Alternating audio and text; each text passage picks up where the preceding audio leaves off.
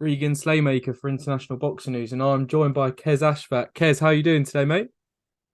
Yeah, good, not bad, yeah. I'm very well, thank you. We'll jump straight into it. So you're fighting Liam Dillon for the British Super-Featherweight title on July 15th. I mean, first of all, huge fight for yourself. How is camp going for this fight? Great. I can't knock the way camp's gone. Obviously, we had an extra 3 weeks delay because this fight was meant to be June 24th, but I feel great. I can't wait now. We're just under 3 weeks to go. Perfect, glad to hear it. I mean, what do you know of Liam Dillon? I mean, kind of really sort of like unknown guy, but undefeated, fought for the British title before, but got a draw against Yusuf Kamari. But what do you know about Liam Dillon? So that fight against Kumari was for an English, not a British, Oh, sorry. but that's literally the only footage there is of him. There's not much footage on him, so it's pretty bit of a unknown identity in a way. But at the same time, from what I saw in the Kamari fight, he shows what sort of style he has, and that, in my opinion, it's pretty straightforward. And he's fit; he'll keep coming. He's game, he's durable. But like I say, he's in terms of what I know about him, it's pretty similar to seeing that one fight. Perfect. So very confident going into this fight with Liam Dillon. Yeah, very confident. Yeah, I'm. Preparation's obviously key, and it's been brilliant. So I'm looking forward to it now. Perfect. Very happy to hear it. I mean, and also with the British title, I mean, very prestigious title kind of in boxing on the whole. We've got obviously Dalton Smith fighting Sam Maxwell for keeps, with the winning it for the third time outright. I mean, are you someone who kind of would like to win the British title outright, or is it very much using the British title to kind of propel yourself onto the bigger platforms?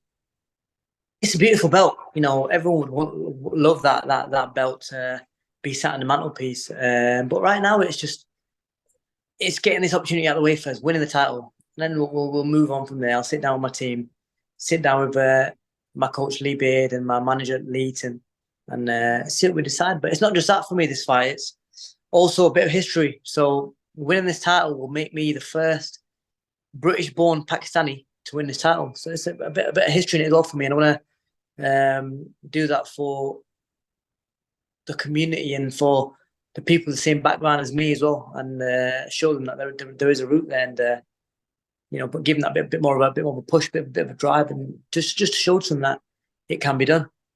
Of course, I mean I didn't know that that's a real historical moment. I mean for yourself, I mean what would it mean to you to kind of make that history? Just give them the extra little drive, extra little push, and with the way Dylan fights, I believe it's not. It's going to be one of those fights where you'd have to grind down at one point, at some point, and there's two motivations in there for me. It's my son, and it's another motivation now to do it for the British Pakistani people as well. I mean what a moment when you lift that belt on July 15th. Obviously not only for yourself, but obviously for kind of your culture as well. That is incredible. I mean, moving away from the fight now, and obviously I do want to touch on a bit of the history that you made as well. Kind of, I mean, and go on to your amateur achievements if that's all right. I mean, Yeah, 2016 Olympian, Europe, silver at the European Championships, bronze at the European Games, silver at the Commonwealth Games. I mean, and please say if I've missed any out there, mate, as well. But how does it feel when you to look back on your amateur achievements? it's great because like see just being an Olympian and winning as many national titles, international titles, it still has that pull, I guess. And I went to a boxing show on the weekend in Birmingham. It was actually one of the box cups. A friend's son was boxing, and you get noticed straight away. And that's just really from my amateur pedigree. And yeah, don't get me wrong, I've got big high hopes in the pros as well. But I am very proud of what I've done in the amateurs, and it's something that in my head I don't realize how great an achievement that the achievements those were until I go to these shows and they go, "Wow, you won that many." This, you know what I mean. I get that sort of response, and yeah, like I say, it's always held me in good stead in the professionals, and in terms of styles, there's no style like that I've not seen already, just from my amateur pedigree, and yeah, I look forward to showing the new assets that I've built with Lee Beard in this fight July 15th now, and show how that amateur pedigree can also make a difference against a style like Dylan's. Definitely. I mean, you touched on your coach there. Obviously, have you? Obviously, Lee Beard. I mean, obviously, you've trained. I think I'm doing research for this interview. You originally trained with Ishmael Salas for a bit, and then you were with Jamie Moore and Nigel Travis, and then now you're with Lee Beard. I think there might have been another coach in between. Correct me if I'm wrong, but how is kind of training with Lee Beard now kind of added to your game even more so? Yeah, so it was Salas first as a pro. Then it wasn't Nigel and Jamie. It was Kelvin Travis, which is Nigel's dad, Oh, that I apologies, trained with. apologies. I trained with Angel Fernandez for a little while as well. Nice. But Lee Beard, I don't just say this. Like people think maybe I'm just saying this, but second to none. His knowledge for the game, what he's been around. Like, look, he's trained multiple world champions, and that pedigree itself. A lot of people don't know these things about him because he's from a bit behind the social media era, and he's on social media now. But people just for the social media era, people don't realize his pedigree and how much he's been around, how good he is until you actually work with him. Because I'd seen him for years over my amateur career as well. I've seen him train all these world champions, Guinness Mendes, Ricky Attons. He's even done some work with the Mayweathers out there in America. He's even trained people like Duran Guzman. If you know who that is, what a fighter, unbelievable. And these are all Guzman and Mendes. They're my sort of style, and they've always had that. Not totally similar, but especially the Dominicans, they had a very similar style to me, and that just was a blueprint for me to go try Lee as a coach after things went a bit downhill with Angel Fernandez. And I think I was actually more surprised than I thought I'd be at how good he really is.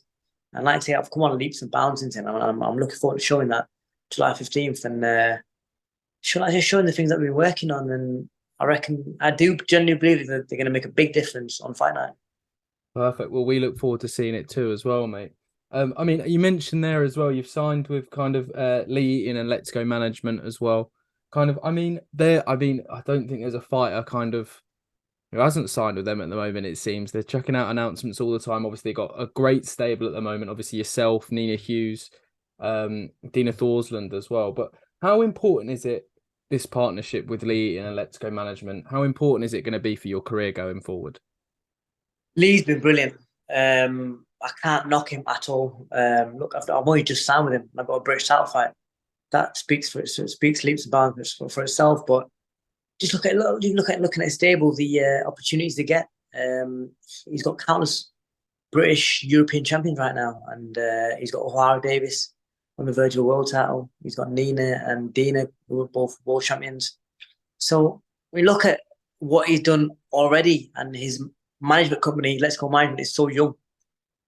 It's the only way is up, and like I said, I look forward to a great relationship with Lee, and look forward to getting to the top working forward. I do genuinely believe with Lee, with both Lees, Lee and Lee Beard, I'm more than capable, and I will become world champion. Definitely, and we hope to see it as well, mate. And I mean, with the opportunities Leah's been getting, like you're saying, I'm sure it'll be no time at all. And as well, kind of the last few fights, kind of obviously looked on your box rec, they've been on kind of the small hall circuit, but now back on the big stage. Josh Kelly's undercard, live on the Zone, July 15th, Wasserman show. I mean, and also the history you've mentioned, British title fight, all kind of leading to kind of, you must be very excited to kind of put another statement performance on July 15th. 100%. Like I say, I'm back where I belong. I belong on a big stage. I've always said that.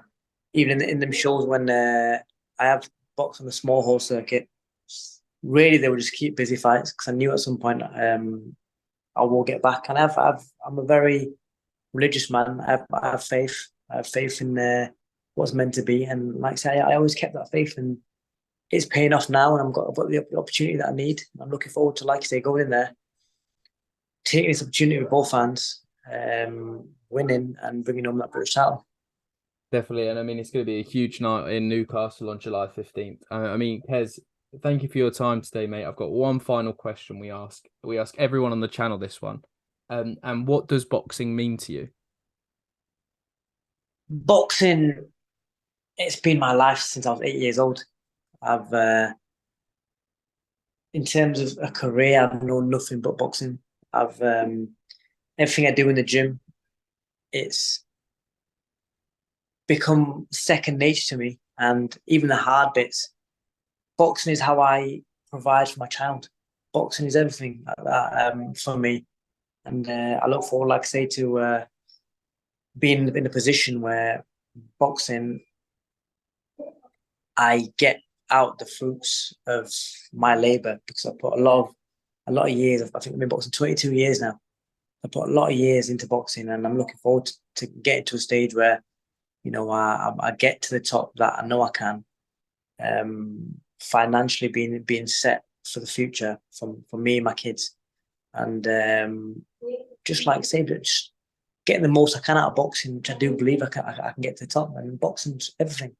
Like my life right now, if it beats anyone, it revolves around boxing. The little, it's always the little things, like for example, the sacrifices. Like even now, I'm fighting in 3 weeks. It's Eid on Wednesday, which is 2 days away, and I'm not sacrificing Eid itself, but sacrificing all the joys of it, like the food and all that sort of stuff, just so I can make my dream come true. So yeah, boxing, everything. Perfect. Well, that is one of the best answers I think we've got on the channel for that question, mate. But no, Qais Ashfaq, thank you very much for your time today, mate, and best of luck July 15th. Thank you very much. Appreciate it, mate. Take care.